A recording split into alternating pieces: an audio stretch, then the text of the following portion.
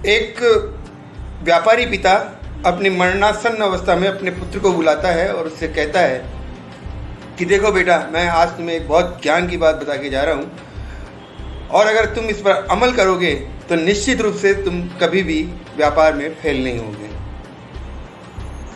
पिता ने कहा उसे मारवाड़ी में कि छाया आजो छाया जाजो, मीठा कर भोजन खाजो, और कभी पड़े अगर जू तो मकराना की डेली जाजो। पुत्र के ये बात जिस तरह समझ में आई उसने उसी तरह से काम लिया और छाया आना और छाया जाने के लिए दुकान से लेके घर तक टेंट लगवा लिए।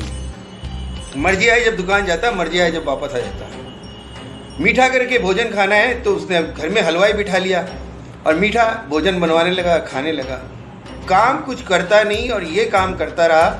कुछ ही दिनों में नौबत ये आई कि सारा पैसा खत्म हो गया। अब पिता की आखिरी बात उसे याद आती है, मकराना की डेली जाजो। तो वह मकराना पहुंच गया जहां पर संगमरमर के बने हुए चकले और बेलन बेचने लगा। एक महात्मा ने उसको देखा, महात्मा के समझ में आ गया।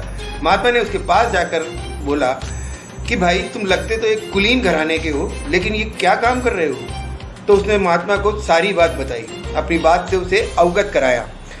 तो महात्मा के समझ में आ गया और उन्होंने उससे कहा कि तेरे पिता के कहने का अर्थ ये था कि सुबह जल्दी उठ करके दुकान जाना और शाम को सूरज अस्त होने के बाद आना, और तूने टेंट लगवा लिए। तेरे पिता के कहने का मतलब था कि जब भोजन की बहुत ज़्यादा भूख लगे, उस समय भोजन कोई सा भी हो स्वादिष्ट हो जाता है, तब भोजन करना।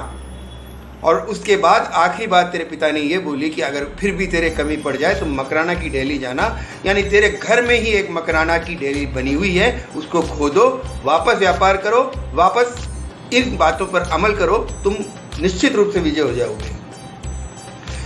दोस्तों, मेरा नाम है अरविंद टाक। रोजाना आपसे बात करता हूँ, बात करते हुए यही कहता हूँ, बात करते रहो, बात करोगे तो बात बनेगी। जय श्री राम।